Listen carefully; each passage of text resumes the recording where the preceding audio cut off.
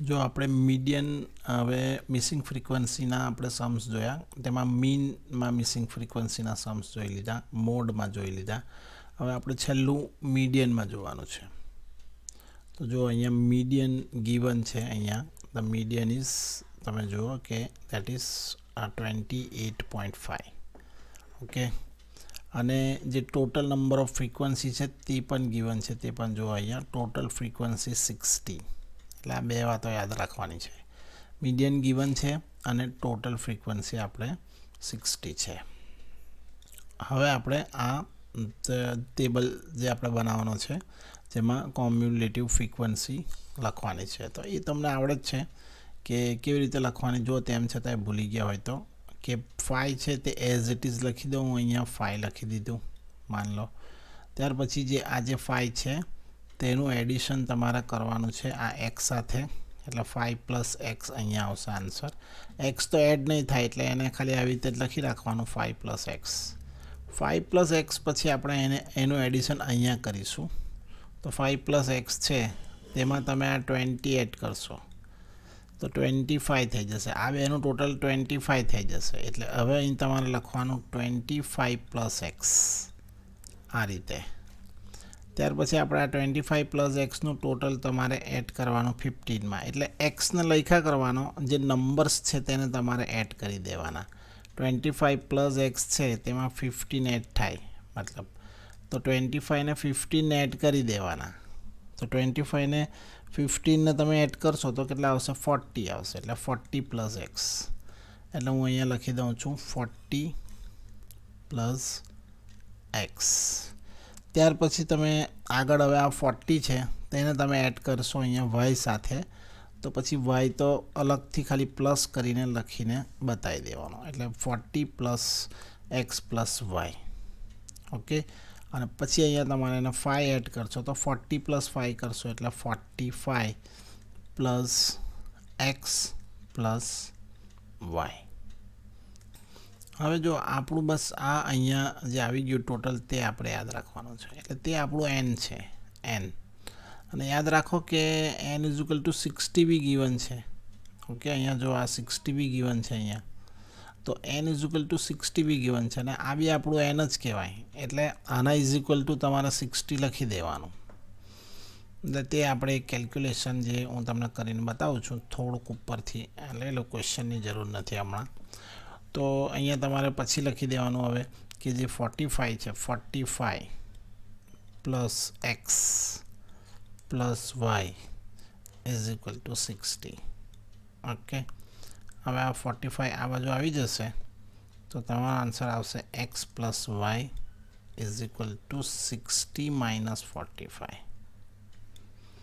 મતલબ x + y = 60 - 45 કરશો તો કેટલા આવશે? 15. તો આ તમારે યાદ રાખવાનું છે. પહેલાં આ એક વસ્તુ યાદ રાખવાનું છે કે તમારું જે x + y છે તે તમારે યાદ રાખવાનું છે કે x + y = 15. આ એક વાત તમારી થઈ ગઈ, તે તમારે યાદ રાખવાની છે. ચાલો હવે આપણે જે ફોર્મ્યુલા માટે જરૂરી જે બધી વેલ્યુઝ છે તે આપણે લઈ લઈએ. તો તમને ખબર છે, જો અહીંયા આ 60 છે એટલે ફ્રીક્વન્સી, એટલે n = 60 જ થઈ ગયું એમ. તો તમારું n/2 કેટલું આવશે? હમણાંથી જ n/2 = 60 / 2 એટલે 30 થઈ ગયું. એ એક વાત થઈ. અચ્છા, બીજી વાત છે કે તમે n = 60 આવી ગયો. હવે તમારો મીડિયન શું ગીવન છે તે જો. મીડિયન ગીવન છે 28.5. હવે 28.5 એ કયા ક્લાસમાં આવી જાય છે, કયા ક્લાસની વચ્ચે આવી જાય છે તે જોવાનું છે. તો 28.5 છે ને એ તમારે આ જે 20થી લઈને જે 30નો ક્લાસ છે ને તેમાં આવી જાય. એટલે યાદ રાખવાનું કે હવે આ 20 to 30 એ આપણો મીડિયન ક્લાસ કહેવાશે. મીડિયન ક્લાસ મેન યાદ રાખો. આ મીડિયન ક્લાસ થઈ ગયો 20 to 30. હવે તેમાં જે મીડિયન ક્લાસ છે તેમાં જે આ બાજુ જે આ નંબર છે 20 તે તમારી લોઅર લિમિટ થઈ ગઈ. એટલે L20 થઈ ગયું, બરાબર છે. હવે CF કયું આવશે? તો જે ક્લાસ છે આ તે કઈ છે તે ક્લાસ જુઓ. એ ક્લાસ કઈ જગ્યાએ છે 20 to 30. તો જો 20 to 30 નો ક્લાસ અહીંયા છે. આજે મેં રેડ કલરમાં કરું છું તે જુઓ. અચ્છા, એની સામે એ જ આપણો આખો મીડિયન ક્લાસ છે એટલે એને તમે સમજી લો આને આ રીતે. તો તેની જે ઉપર આવે, એની જે ઉપર હોય, મતલબ આ જે મેઇન જે મીડિયન ક્લાસ આવેલો છે તેની ઉપર જે અહીંયા છે તે આપણું CF હોય હંમેશા. એટલે CF કેટલો આવશે? તો CF તમારો આવશે 5 + x. આ રીતે જુઓ. અને અહીંયા જે મેઇન ફ્રીક્વન્સી છે, આ મેઇન ફ્રીક્વન્સી ક્લાસની સામે જે રાઉન્ડ કરું છું તે તમારું F થશે. F = 20. ઓકે. અને જે ક્લાસ છે, આ જે ક્લાસ છે ફર્સ્ટ ક્લાસ મેં લીધો છે ફર્સ્ટ, તેની ગેપ કેટલી છે? તો એની ગેપ છે h = 10.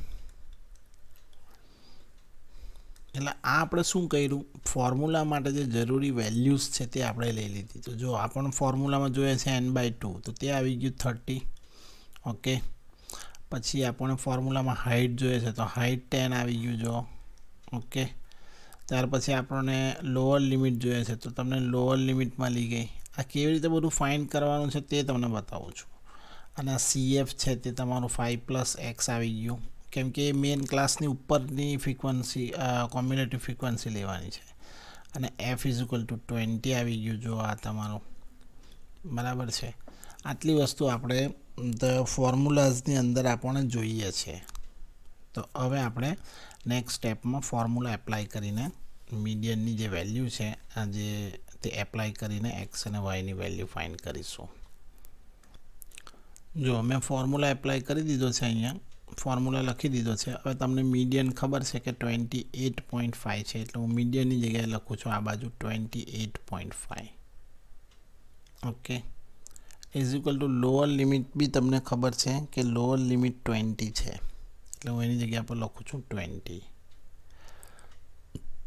પ્લસ હવે તમને n/2 પણ ખબર પડી ગઈ છે ડાયરેક્ટ, એટલે હું n/2 ની ડાયરેક્ટ વેલ્યુ લખી દઉં છું 30.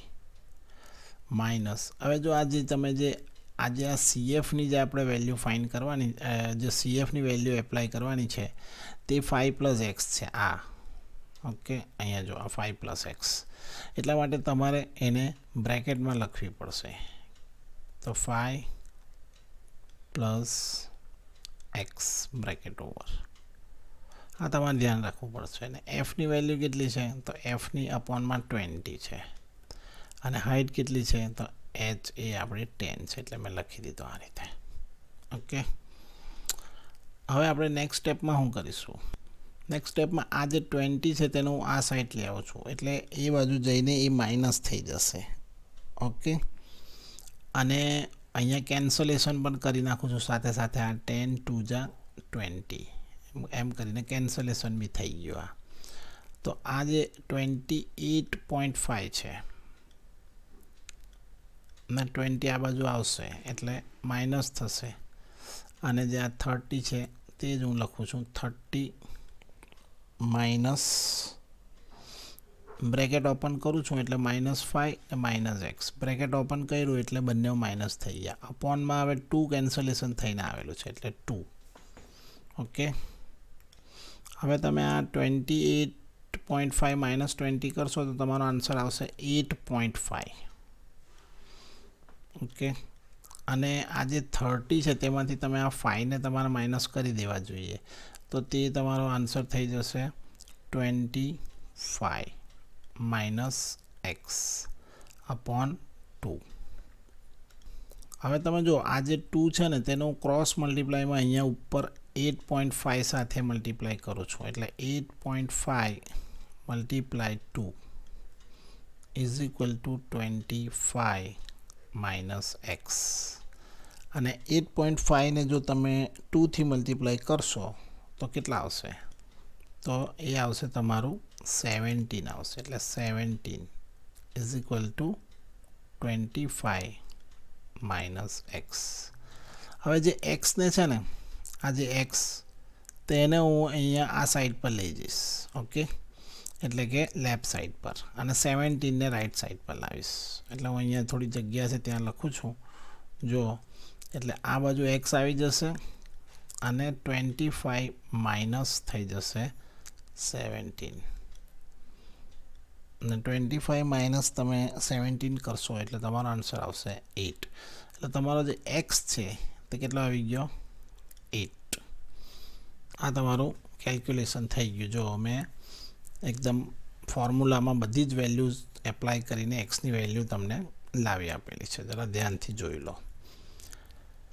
હવે આપણે લાસ્ટ સ્ટેપ તરફ જઈ રહ્યા છે કે તમારો જે એક્સ છે તે તો 8 આવી ગયો. ઓકે, હવે તમે જો અહીંયા તમને X plus Y is equal to આગળ જ આપણે કેલ્ક્યુલેશનથી 15 લઈ આવેલા છે. એટલે X plus Y is equal to 15. તેમાં તમે એક્સની વેલ્યુ 8 મૂકી દો. 8 plus Y is equal to 15 અને પછી તમે વાય ઇઝ ઇક્વલ ટુ તમને થઈ જશે 15 માઇનસ 8. એટલે તમારો વાય આવી જશે 15 માઇનસ 8 કરશો એટલે કેટલા આવશે 7.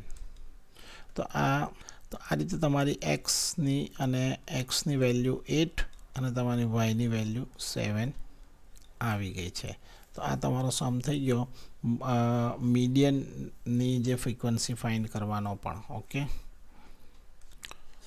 ચાલો હવે આ જે સમ છે તમારે જાતે કરવાના છે. પહેલો સમ છે આ ફર્સ્ટ નંબરનો અહીંયા, અને સેકન્ડ સમ છે તે તમારે અહીંયાથી ચાલુ થાય છે.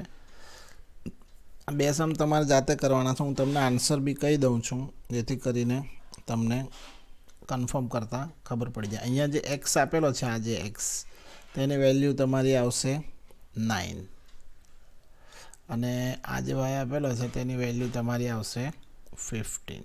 આન્સર આપી દઉં તો એડજસ્ટ નહીં કરવાનું, પણ તમે પછી ક્યાં આન્સર જોવા બેસશો એટલા માટે આપી દઉં છું.